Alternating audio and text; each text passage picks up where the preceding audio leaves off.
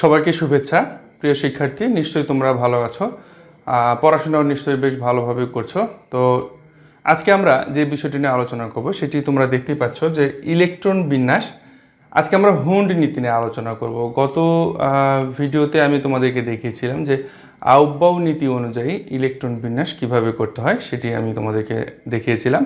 তো আজকে আমরা হুন্ড নীতি নিয়ে আলোচনা করব। বিজ্ঞানী হুন্ড বলেছেন যে একই উপশক্তি স্তরে অর্থাৎ একই উপস্তরে বিভিন্ন অরবিটালে ইলেকট্রনগুলো এমনভাবে অবস্থান করবে যেন তারা সর্বাধিক সংখ্যক বিজোড় অবস্থা থাকতে পারে। অর্থাৎ বিজোড় অবস্থায় থাকার যে প্রবণতা, সেই প্রবণতাটাকে মূলত হুন্ড একটা নীতিতে ব্যাখ্যা করেন, যেটিকে তিনি বলছেন যে হুন্ডের নীতি। অর্থাৎ তার নাম অনুযায়ী এই নীতিটিকে আমরা বলতে পারি হুন্ডের নীতি।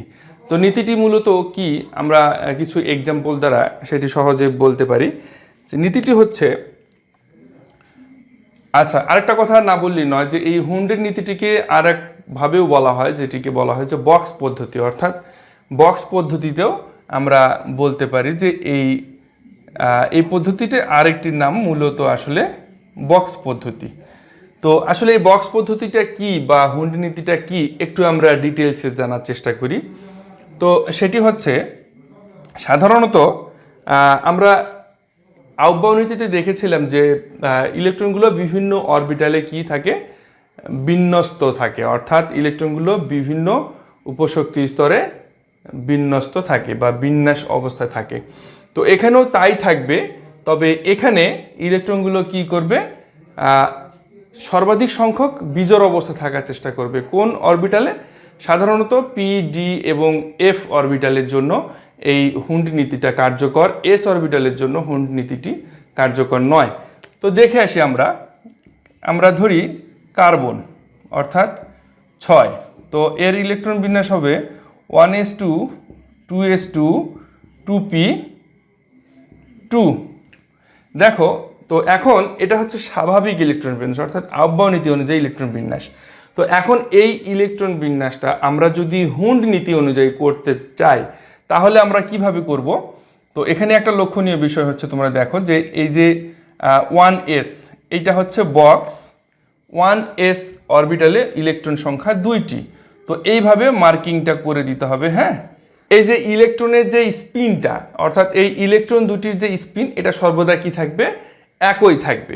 তো এখন এই ইলেকট্রন দুটোর যে দিক, এই দিকটাকে লেখার কিছু নিয়ম রয়েছে। অর্থাৎ এই নিয়মটা আমাদেরকে ফলো করতে হবে। অর্থাৎ এই যে এই ইলেকট্রনটা যদি ঊর্ধ্বমুখী দেয়া হয় তাহলে এটিকেও এপাশে ঊর্ধ্বমুখী দেয়া যাবে না, এটাকে নিম্নমুখী দিতে হবে। অর্থাৎ সঠিকভাবে যদি লিখতে চাই তাহলে আমাদেরকে লিখতে হবে এইভাবে। তো অনেকেই লিখে থাকে এভাবে, যেটি সঠিক নয়। এটি সঠিক নয়, এটি ভুল, এটি সঠিক। আর একটাও ভুল করে থাকে অনেকে, যে এভাবে, এটাও ভুল। তো আসলে আমরা উপরে দেব না নিচে দেব, এটা আমাদের সবসময়ের জন্য লক্ষ্য রাখতে হবে যে দুইটা ইলেকট্রনের দিক যেন বিপরীত দিক হয়, অর্থাৎ একই দিক হওয়া যাবে না। তো আমি এটাকে মিশিয়ে দিচ্ছি। 1s2 এর জন্য তাহলে আমাদেরকে দুইটা ইলেকট্রন দেখাতে হবে বিপরীত দিকে। এরপরে আসি আমরা 2s2। একইভাবে এখানেও দুইটি ইলেকট্রন রয়েছে, আমরা বক্সে দুটি ইলেকট্রন দিয়ে দিলাম। আর এই যে পি অরবিটাল, আমরা যেটি জানি যে পি অরবিটাল মূলত 3 রকমের হয়। সেটা হচ্ছে px, py এবং pz। তাহলে 2p অরবিটালে আমাদের ইলেকট্রন সংখ্যা রয়েছে 2টি। তো আমাদের যেহেতু পি অরবিটাল 3 রকমের হয়, যার কারণে আমাদের বক্সও হবে 3টি। এখন যেটি মজার বিষয়, হুন্ড নীতি অনুযায়ী বলা হচ্ছে যে ইলেকট্রনগুলো সর্বদা বিজোড় অবস্থায় থাকবে, অর্থাৎ অযুগ্ম অবস্থায় থাকবে। এখানে 2টি ইলেকট্রন থাকার কারণে এখানে একটি এবং এখানে একটি। প্রথম বক্সে px এ একটি ইলেকট্রন, py এ একটি ইলেকট্রন, pz 0 অবস্থায় থাকবে। দেখো এখানে তোমরা সংক্ষেপে px, py, pz। তাহলে পি এক্সে একটি ইলেকট্রন যাচ্ছে এবং পি ওয়াইয়ে একটি ইলেকট্রন যাচ্ছে, আর পি জেড এখানে ফাঁকা থাকছে। তো এখানে তোমরা ইচ্ছে করলে 0 দিয়ে দিতে পারো, না দিলেও চলে, তবে ফাঁকা রাখাটা ভালো। এখন আমরা কার্বন এর পরে নাইট্রোজেনে আসি। নাইট্রোজেন 7, এটা আমরা স্বাভাবিক ইলেকট্রন বিন্যাস 1s2 2s2 2p3। আচ্ছা, তাহলে এর বক্স ইলেকট্রন বিন্যাসটা কিভাবে হবে, অর্থাৎ হুন্ড নীতি অনুযায়ী ইলেকট্রন বিন্যাস হবে 1s2 2s2। দেখো তোমরা একটু জিনিসটা মিলিয়ে নাও, 1s2 2s2 এর জন্য এটা, আর 2p3 এর জন্য এখানে একটি ইলেকট্রন, এখানে একটি ইলেকট্রন, এখানে একটি ইলেকট্রন। হুন্ড নীতির সব থেকে গুরুত্বপূর্ণ যে জিনিসটি, যে 2p3 নাইট্রোজেনের জন্য যে 2p অরবিটালে 3টি ইলেকট্রন রয়েছে, এই 3টি ইলেকট্রনের প্রথম ঘরে অর্থাৎ পি এক্সে আমরা 2টি ইলেকট্রন দিতে পারবো না। আমাদেরকে পি অরবিটালের জন্য স্বাভাবিকভাবে আমরা যেটা জানি যে পি এক্স, পি ওয়াই এবং পি জেড, হ্যাঁ, সমশক্তির 3টি অরবিটাল থাকবে, যার কারণে এই টোটাল ইলেকট্রনটাকে আমাদেরকে প্রথমে একটি একটি করে দিতে হবে। তারপরে যদি বেশি থাকে সেক্ষেত্রে আবার প্রথম থেকে শুরু করতে হবে, পি এক্স, পি ওয়াই এবং পি জেড। দেন তোমাদের একটা এক্সাম্পল আমি দেখাই। কার্বন, নাইট্রোজেন, এরপরে আসি কি অক্সিজেন। অক্সিজেন 8, তাহলে 1s2 2s2 2p4। দেখো লক্ষণীয় যে বিষয়টি,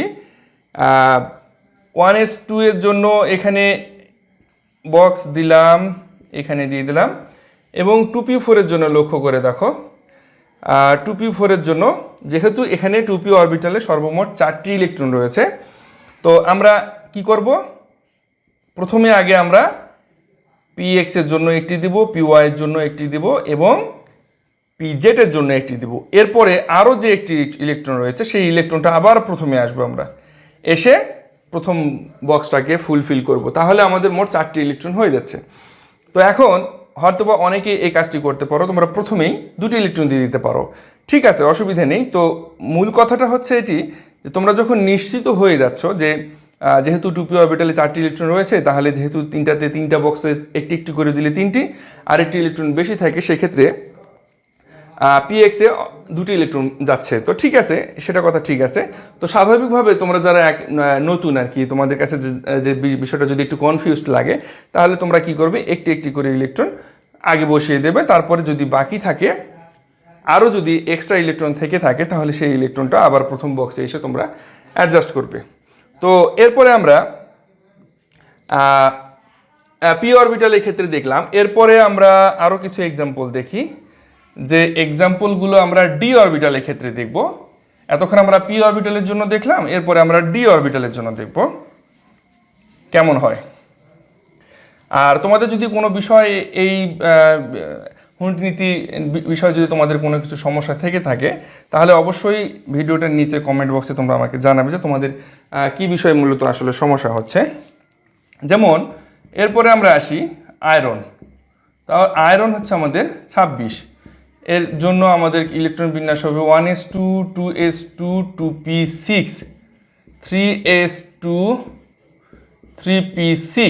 দেখো কতটি হলো, 2 2 4 6 4 10 2 12 18, 3p6 এরপরে আসবে আমাদের 4s2, এরপরে আসবে আমাদের 18 20, এরপরে আসবে আমাদের 3d6। তো দেখো এখন আমরা এই আয়রনের ইলেকট্রন বিন্যাসটা আমরা বক্স পদ্ধতিতে করি বা হুন্ড নীতি অনুযায়ী করি। তার জন্য 1s2 জন্য আমাদেরকে একটা বক্স নিয়ে নিলাম, আমরা 2s2 জন্য বক্স নিয়ে নিলাম।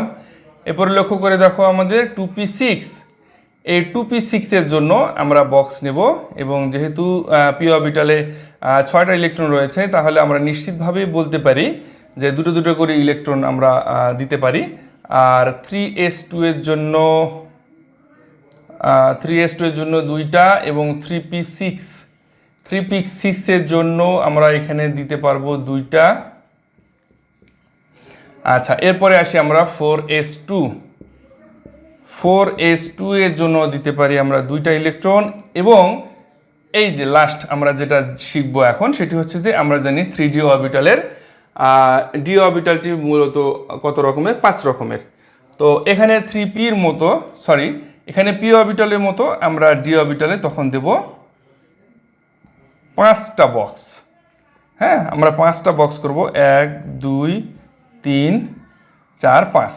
হ্যাঁ, দেখতে পাচ্ছ তোমরা 5টা। তাহলে ডি অরবিটালে, এখানে 3d অরবিটালে ইলেকট্রন রয়েছে 6টি। তাহলে আমরা যেহেতু 5টা, আমরা প্রথম থেকে একটা একটা করে ইলেকট্রন দিতে পারি। একটা একটা করে ইলেকট্রন দেওয়ার পরেও আমাদের হাতে আরও একটি ইলেকট্রন থেকে যাচ্ছে, সেই একটি ইলেকট্রন আমরা অবশ্যই আবার প্রথম বক্সে দেব, দ্বিতীয় বক্সে দেব না, বা তৃতীয় বা পরের কোনো বক্সে আমরা দেব না। সেই একটি ইলেকট্রন বা আরও যদি ইলেকট্রন থেকে থাকে, সেই ইলেকট্রনগুলো কী করবো আমরা পরপর আবার এখানে দিতে থাকবো।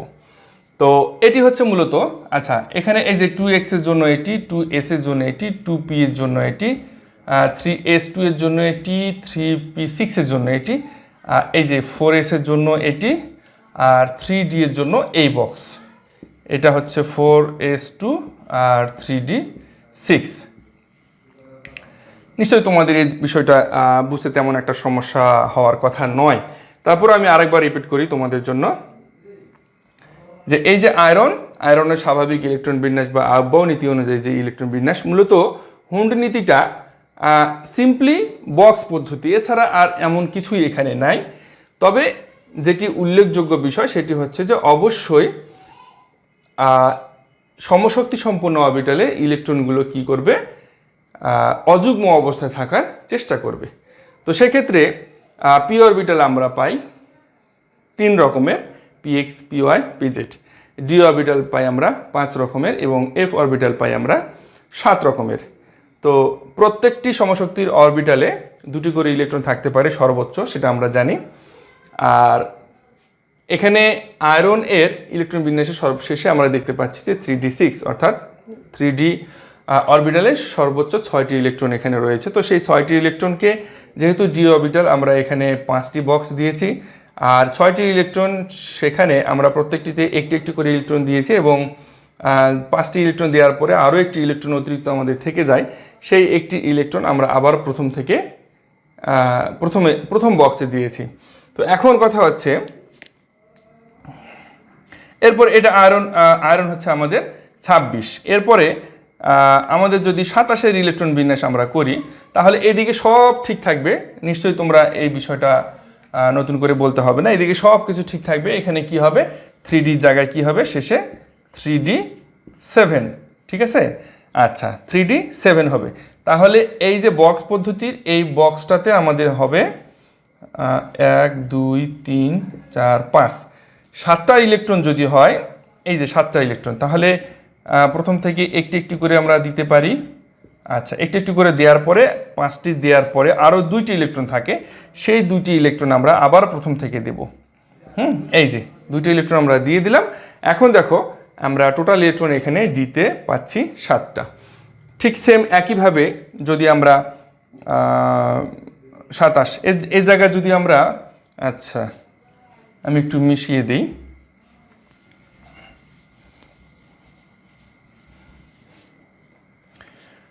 এর জায়গায় যদি আমরা 29-এর ইলেকট্রন বিন্যাস করি, তাহলে এদিকে সব সেম থাকবে আমাদের, আর এখানে গিয়ে আমাদের হবে 3d এখানে হবে 9। 3d এখানে হবে 9, ও সরি না, 3d এখানে হবে আমাদের 10। ও আচ্ছা, ইলেকট্রন বিন্যাসটা আমাদের একটু ব্যতিক্রম রয়েছে, যেটা আমরা এর আগেও দেখেছিলাম। সেটি হচ্ছে এখানে আমরা পাবো কত, 4s2, এবং এখানে পাবো আমরা 3d10। নিশ্চয়ই তোমাদের মনে পড়ে যে আহ্বায়ক নীতিতে আমরা দেখেছিলাম যে 29 ইলেকট্রন বিন্যাসের ক্ষেত্রে সর্বশেষ যে 3d অরবিটালটি রয়েছে সেটিতে তার স্থায়িত্ব অর্জনের জন্য, অর্থাৎ অর্ধপূর্ণ বা পরিপূর্ণ, এটা পরিপূর্ণ অবস্থা প্রাপ্তির জন্য সে তার পার্শ্ববর্তী অরবিটাল 4s থেকে একটি ইলেকট্রন টেনে নিয়ে, ও সরি এখানে লিখতে আমি একটু ভুল করে ফেলেছি, এখানে হবে 4s1। তো এখান থেকে একটি ইলেকট্রন টেনে নিয়ে সে তার পরিপূর্ণ অবস্থাটা প্রাপ্ত হবে। তো এটা তার হচ্ছে স্থিতিশীল অবস্থা। ডি অরবিটালে স্থিতিশীল অবস্থাটা হচ্ছে, আমরা এর আগেও দেখেছিলাম যে 3d5 এবং 3d10। ডি অরবিটালের এই যে স্থিতিশীল অবস্থা, এই অবস্থাটা প্রাপ্ত হবে 29 এর ইলেকট্রন বিন্যাসের ক্ষেত্রে, অর্থাৎ তো সেক্ষেত্রে আমরা পাচ্ছি 4s1 এবং 3d10। তাহলে 4s এর জন্য আমরা এখানে 1 দিতে পারি এবং ডি এর জন্য এখানে আমাদের 5টা বক্স হবে, 1 2 3 4 5, আর ইলেকট্রন রয়েছে 10টি। তো সেক্ষেত্রে আমরা স্বাভাবিকভাবে যদি দিতে চাই তাহলে এভাবে একটি করে ইলেকট্রন দেওয়ার পরে এরপরে 5টি হয়ে গেল, তারপরে আমরা আবার, অর্থাৎ একবারে যদি অনেকেই বলতে পারো স্যার একবারে তো 10টা দেওয়া যায়, হ্যাঁ দিতে পারো, সমস্যা নেই। তোমরা যেহেতু নিশ্চিত হয়ে যাচ্ছ যে 2টো করে ইলেকট্রন দেওয়ার পরে ডি অরবিটালে যেহেতু আমাদের এখানে 10টি ইলেকট্রন রয়েছে, সেক্ষেত্রে আমরা 2টো করে ইলেকট্রন দিয়ে সেটি 10টি মেকআপ করে দিতে পারি। তো যাই হোক, এটি হচ্ছে আমাদের মূলত হুন্ডের নীতি অনুযায়ী যে ইলেকট্রন বিন্যাস সেটি। তো এই হুন্ড এর ইলেকট্রন বিন্যাসটি মূলত আউবাউ নীতির আলোকেই ইলেকট্রন বিন্যাসটি করতে হয়। তো আশা করছি তোমাদের আর তেমন একটা সমস্যা হবার কথা নয়। তারপরেও যদি তোমাদের কোনো সমস্যা থেকে থাকে অবশ্যই তোমরা এই ভিডিও নিচে কমেন্টে আমাকে জানাতে পারো যে তোমাদের কী ধরনের সমস্যা হচ্ছে। আমি তোমাদেরকে অবশ্যই সেই সমস্যাগুলো নিয়ে আলোচনা করার চেষ্টা করব। তো ধন্যবাদ সবাইকে, পড়াশোনা ভালোভাবে করো, সুস্থ থাকো, ভালো থাকো। আগামীতে আবার নতুন কোনো ক্লাসে আমরা উপস্থিত হব।